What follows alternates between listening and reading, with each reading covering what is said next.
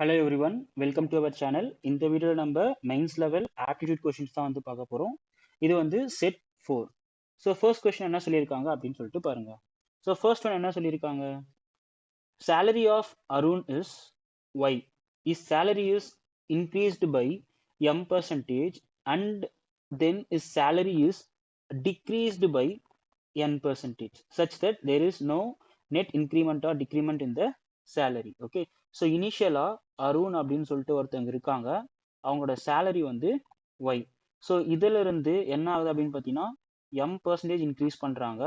Again இங்கே வந்து ஒரு வேல்யூ வரும். ஓகே. ஸோ இது வந்து ஒய் டேஷ்னு எடுத்துக்கலாம்.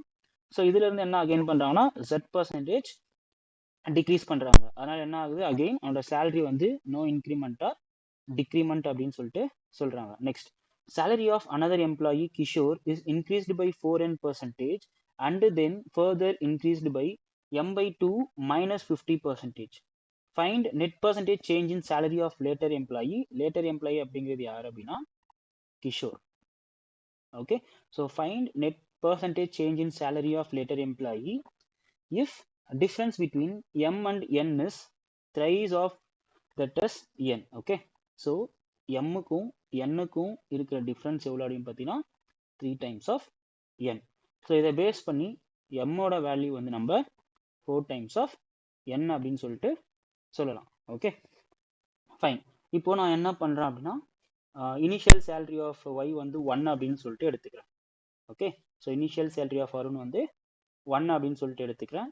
இப்போ இவனோட சேலரி வந்து எம் பர்சன்டேஜ் இன்க்ரீஸ் ஆகுது. ஸோ எம் பர்சன்டேஜ் இன்க்ரீஸ் ஆகுது அப்படின்னா 100 plus m divided by 100. Okay. Again அவனோட சேலரி என்ன ஆகுதுன்னா n பர்சன்டேஜ் டிக்ரீஸ் ஆகுது. அப்போ என்ன ஆகும் 100 மைனஸ் n by 100. ஸோ இப்போ இனிஷியல் என்ன சேலரி இருக்கோ அதே சேலரி தான் ஃபைனலாகவும் இருக்குது. ஓகே. இப்போ என்ன பண்ணலாம், மல்டிப்ளை பண்ணுவோம். ஸோ மல்டிப்ளை பண்ணால் 100 into 100. Okay 10,000. Next 100 minus 100 into minus n minus 100 n. Okay. So next இங்கே நமக்கு எம்மோட வேல்யூ வந்து 4n அப்படின்னு சொல்லிட்டு தெரியும். அப்போ நான் என்ன பண்ணுறேன், இந்த இடத்துல எம்மோட வேல்யூ வந்து 4n அப்படின்னு சொல்லிட்டு சப்ஸ்டியூட் பண்ணுறேன். ஸோ சப்ஸ்டியூட் பண்ணும்போது 4n into 100 அப்போ என்ன ஆகும் இங்கே நமக்கு ப்ளஸ் 400 n அப்படின்னு சொல்லிட்டு வரும். நெக்ஸ்ட் 4n மைனஸ் n அப்போ என்ன ஆகும் இங்கே minus 4n square whole divided by 100 into 100 is equal to 1. So இதை பேஸ் பண்ணோம்னா 10,000. So minus 100n plus 400n அப்போ என்ன ஆகும் plus 300n minus 4n square is equal to 10,000. அப்போது இந்த 10,000ம் இந்த 10,000ம் கேன்சல் ஆகிடும்.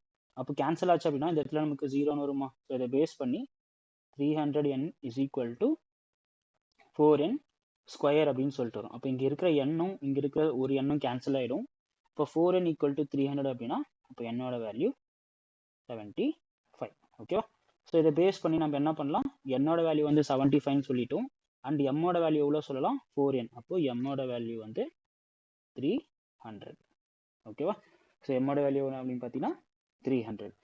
இப்போ என்ன சொல்லியிருக்காங்க, அனதர் எம்ப்ளாயி கிஷோர் அப்படின்னு சொல்லிட்டு ஒருத்தர் இருக்கான். நம்ம என்ன பண்ணலாம், அவனோட இனிஷியல் சேலரி வந்து 100 அப்படின்னு சொல்லிட்டு எடுத்துக்கலாம்.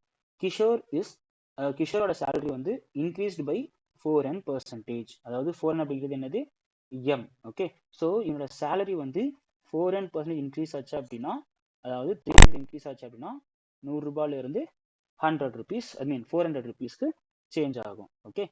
Next, and then further increased by m by 2 minus 50. Okay. m by 2 minus 50. நமக்கு எம்மோட வேல்யூ என்ன தெரியும் 300. So 300 by 2 150. 150 minus 50 இப்போ நமக்கு இங்கே 100. ஓகே. ஸோ இங்கே வந்து 300% இன்க்ரீஸ் ஆகிருக்கு. அகெயின் என்ன ஆகுது 100% இன்க்ரீஸ் ஆகுது. அப்போது 800 மாறுமா. Okay. Find net percentage change in salary of Kishore if difference between m and n is thrice is that of n. Okay. அவனோட நெட் சேலரி சேஞ்ச் தான் வந்து எவ்வளோ அப்படின்னு சொல்லிட்டு கேட்குறாங்க.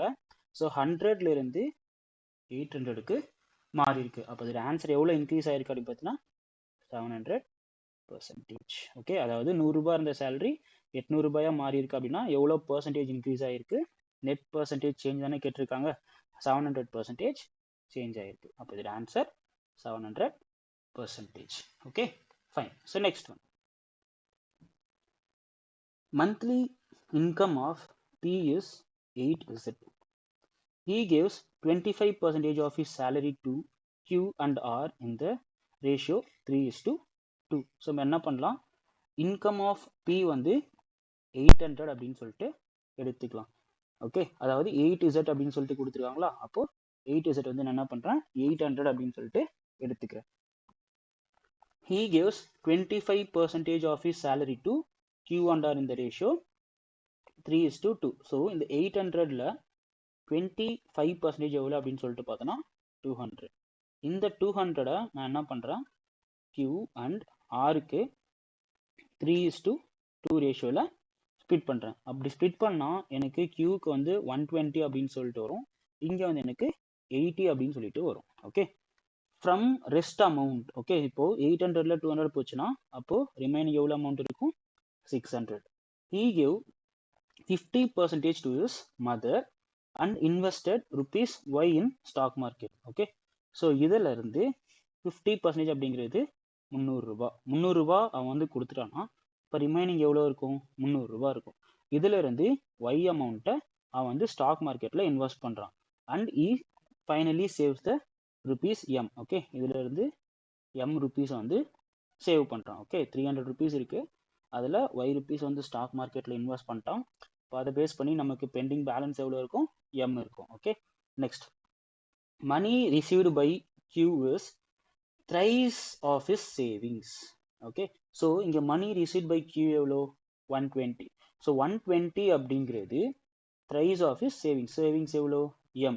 ஸோ அதை பேஸ் பண்ணி எம்மோட வேல்யூ என்ன சொல்லலாம் 40 அப்படின்னு சொல்லிட்டு சொல்லலாமா.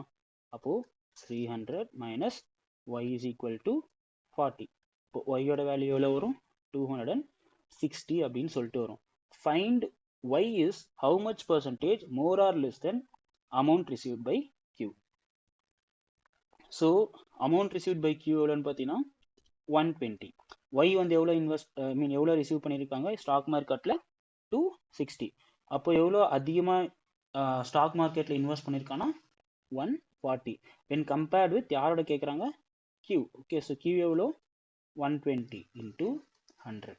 ஓகே, ஸோ அது கேன்சல் பண்ணோம் அப்படின்னா இது நமக்கு 7 times, இது வந்து 6 times. ஸோ 7/6 into 100 நமக்கு எவ்வளோன்னு தெரியும் 116.67%. ஓகேவா, ஸோ இதோட ஆன்சர் என்ன அப்படின்னு பார்த்தீங்கன்னா 116.66%. ஓகேவா, ஃபைன். ஸோ இந்த வீடியோ உங்களுக்கு ரொம்ப யூஸ்ஃபுல்லாக இருக்கும்னு நினைக்கிறேன். இந்த வீடியோ உங்களுக்கு ரொம்ப யூஸ்ஃபுல்லாக இருந்தது அப்படின்னா இந்த வீடியோ உங்கள் ஃப்ரெண்ட்ஸ்க்கு ஷேர் பண்ணிவிட்டு மறக்காமல் நம்ம சேனலுக்கும் சப்ஸ்கிரைப் பண்ணிவிடுங்க. தேங்க்யூ.